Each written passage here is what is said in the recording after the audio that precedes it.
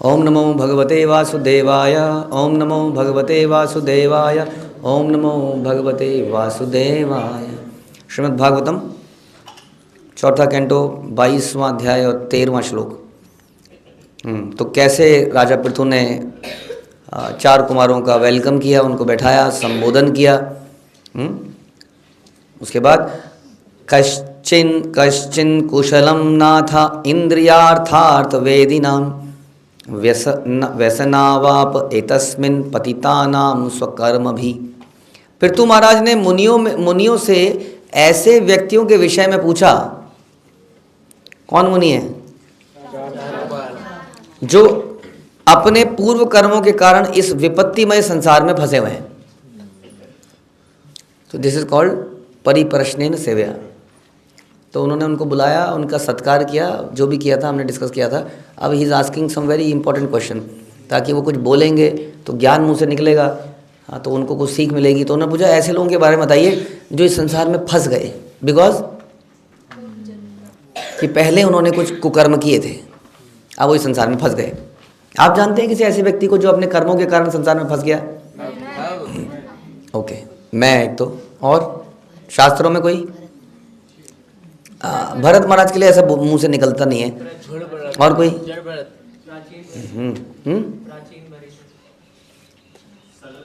प्राचीन परिषद।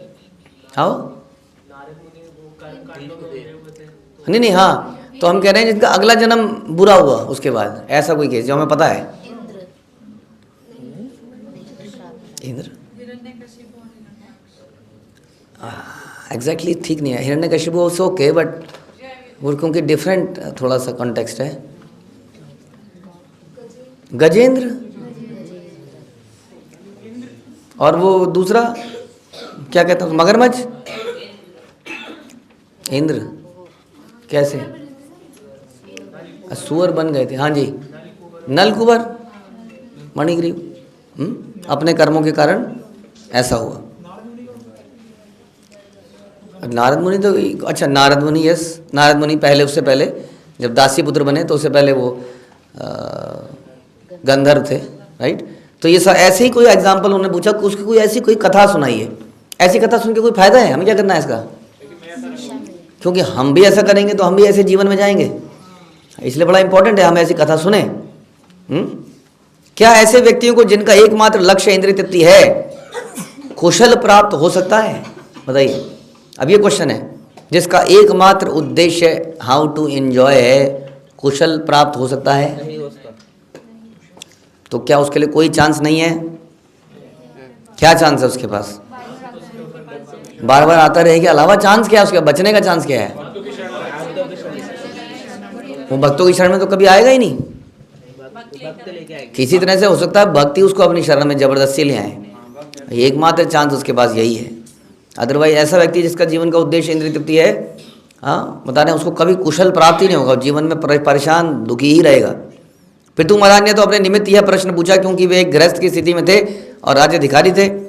हाँ, इसलिए ये लोग ऐसा प्रश्न पूछते हैं। जैसे अर्जुन ने कई सारे ऐसे प्रश्न पूछे जो कि हमारे लिए थे वास्तव में।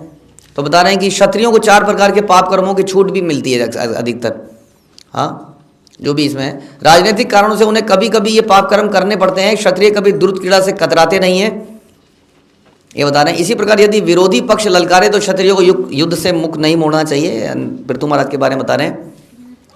तो पृथु महाराज ने पूछा कि क्या कोई शुभ मार्ग भी है, क्योंकि हमसे अपने जीवन में बहुत सारे ऐसे गलत काम होते चले जाते हैं। जैसे अर्जुन ने पूछा था, लाइक गृहस्थ आश्रम, गृहस्थ जीवन तो अशुभ है बता रहे हैं, क्योंकि गृहस्थ का अर्थ ही है इंद्रिय तृप्ति का विचार। हाँ, आदमी शादी करता क्यों है बताइए? क्यों करता है शादी?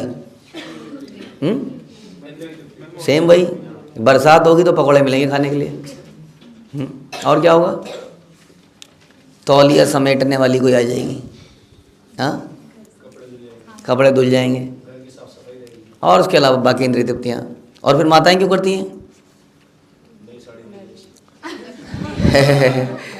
कपड़े मिल जाएंगे, घूमने के लिए मिल जाएगा, बॉडीगार्ड मिल जाएगा। तो इस प्रकार से तो जनरली आदमी यही सोचता है शादी करेंगे तो दोनों मिल के एंजॉय करेंगे बेसिकली। हाँ, तो बता रहे हैं कि इसलिए गृहस्थ जीवन अशुभ बन जाता है। वैसे ही मनुष्य की स्थिति संकट में पड़ जाती है जैसे वो ऐसा सोचता है। या भौतिक जगत पग पग पर विपदाग्रस्त है, मेरे जीवन में जब तक विपदा नहीं आ रही है, just a matter of time, luck, कि हम बचे हुए हैं, किसी भी समय फड़क से नीचे गिरेंगे। और इस संसार में प्रत्येक व्यक्ति इंद्रिय तृप्ति के लिए घोर प्रयत्न करता है। हम लोग घोर प्रयत्न करते, कोई एग्जाम्पल है इसका? इंद्रिय तृप्ति के लिए घोर प्रयत्न बताइए, एग्जाम्पल। जितना काम हम करते हैं आज की डेट में, अब बताइए, शरीर को चलाने के लिए क्या उतना काम करने की जरूरत है? शरीर को चलाने के लिए कितना चाहिए? हाँ, 2 वक्त की रोटी खाते हो आप? अब तो एक ही वक्त की खाते हो। तो एक वक्त की रोटी, चलो 2 वक्त की मान लेते हैं।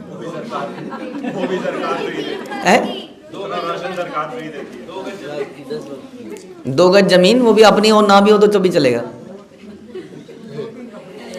लेकिन हम काम कितना करते हैं? काम बहुत कुछ करते हैं क्योंकि हमें लगता है ये जीवन कंफर्टेबली बीत जाए, इट्स ओके, नो प्रॉब्लम।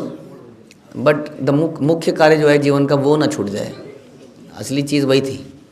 हमारे कर्मों से हमें कुछ पर्टिकुलर लाइफस्टाइल मिलता है, जिसको जैसा भी मिला है उसको बदलने का बहुत अधिक प्रयास करना उचित नहीं है। हाँ, क्योंकि प्रयास करना चाहिए अपनी चेतना को ऊपर करने का, क्योंकि सारा समय अपनी भौतिक परिस्थिति को बदलने में निकल जाएगा तो चेतना के उद्धार के लिए समय बचेगा ही नहीं वास्तव में, जिसमें कि अधिक समय की आवश्यकता है। यही बता रहे हैं यहाँ पर। इन सभी बातों का स्पष्टीकरण करते हुए महाराज पृथु ने चारों कुमारों से उन पतितात्माओं के विषय में पूछा जो इस प्रकार से बुरे कर्म करते हैं और फंस जाते हैं। केवल वही पुरुष उठा हुआ है जो इंद्रिय तृप्ति के समस्त कार्यों को रोक देता है वास्तव में। ये बता रहे हैं उठा हुआ व्यक्ति कौन है बताइए। उठा हुआ व्यक्ति वो है जो उठी हुई बिल्डिंग में रहता है, जो उठी हुई कार में जाता है, जिसने इंद्रिय तृप्ति के समस्त कार्यों को रोक दिया है, त्याग दिया है। रोकने का मतलब समझते हो आप? उसने रोका है। अंदर से इच्छा आ रही है इसका मतलब, लेकिन उसने रोका हुआ है बुद्धि से, हाँ, प्रण से, नियमों से अपने आप को बांध दिया है। वो व्यक्ति वास्तव में क्या है? वो एलिवेटेड है। एक अन्य महत्वपूर्ण शब्द स्वकर्म भी है। मनुष्य अपने बुरे कर्मों के कारण ही पतित होता है। इसका मतलब इन संसार में इस वक्त हम परेशानी में हैं। बलराम प्रभु जबरदस्त परेशानी में है, पछता भी रहे हैं क्यों किया मैंने ऐसे बैठे हैं।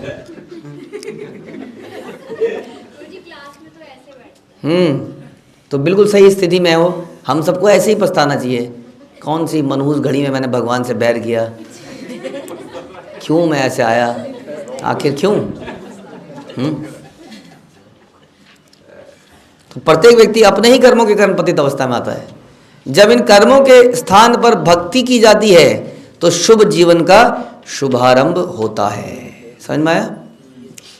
जब हम इस प्रकार के कर्मों को छोड़ के जो हो गया अब तो हो गया, अब क्या कर सकते हैं, अब तो फंस गए यहाँ पर, अब हमें क्या करना चाहिए? हमें भक्ति में लगना चाहिए, अपने इंद्रियों पर रेस्ट्रेन करना चाहिए, हाँ, और भक्ति में लगना चाहिए वास्तव में।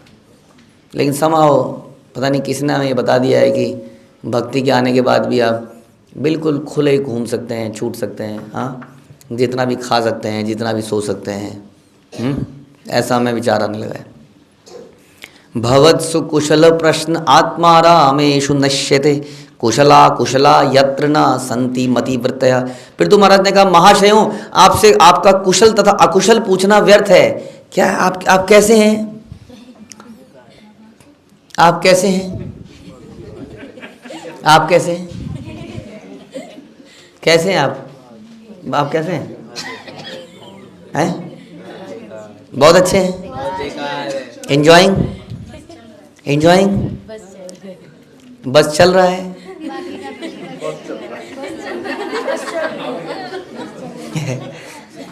बोला आपसे आपका कुशल अकुशल पूछना व्यर्थ है। क्यों?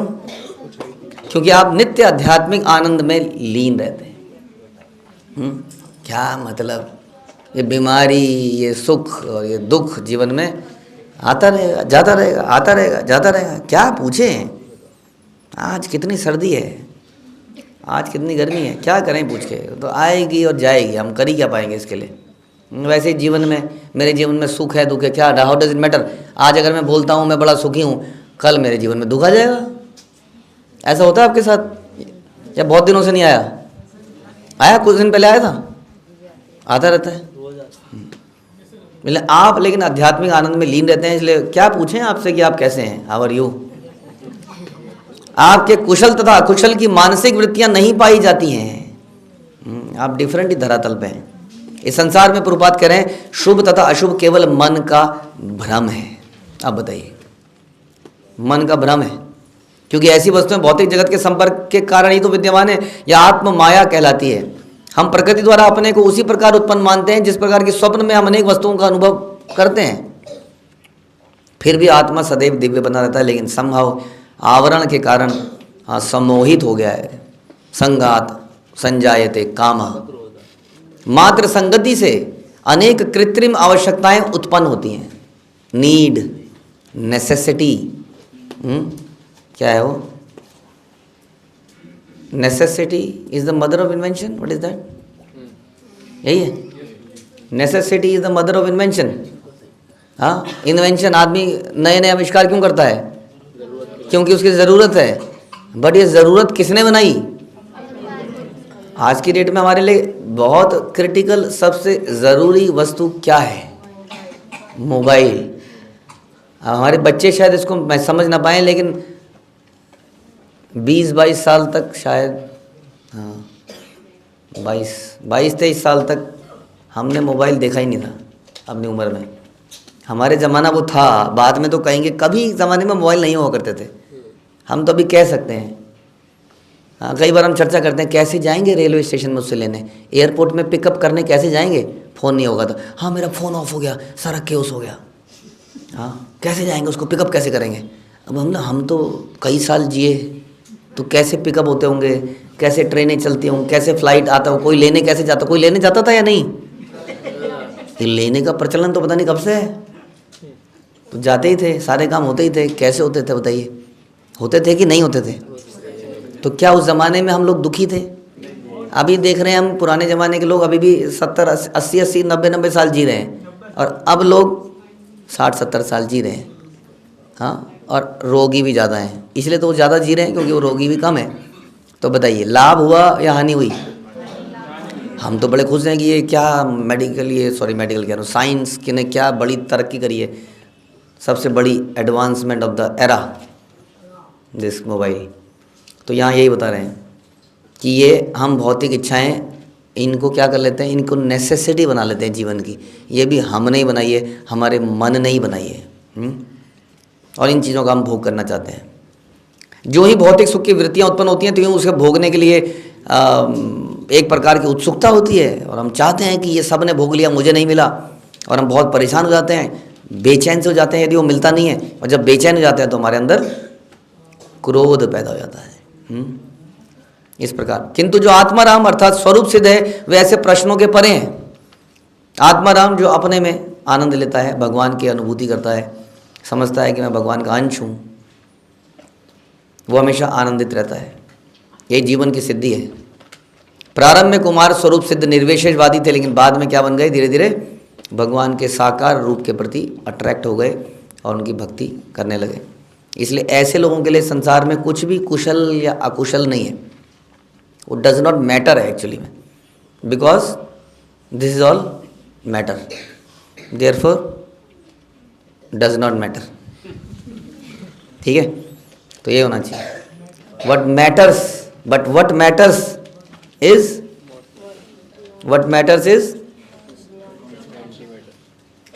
Anti matter.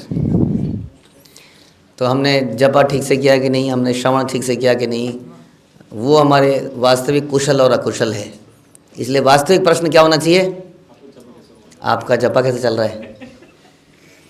कितने ग्रीन माला हुए, कितने रेड माला हुए, कितने बजे सोए थे, आपका श्रवण कैसे रहा, आज आपने क्या सुना, प्लीज़ सुनाइए ज़रा। हाँ, so better than asking hi how are you. Hare Krishna. Srila Prabhupada की जय, ग्रंथराज श्रीमद् भागवतम की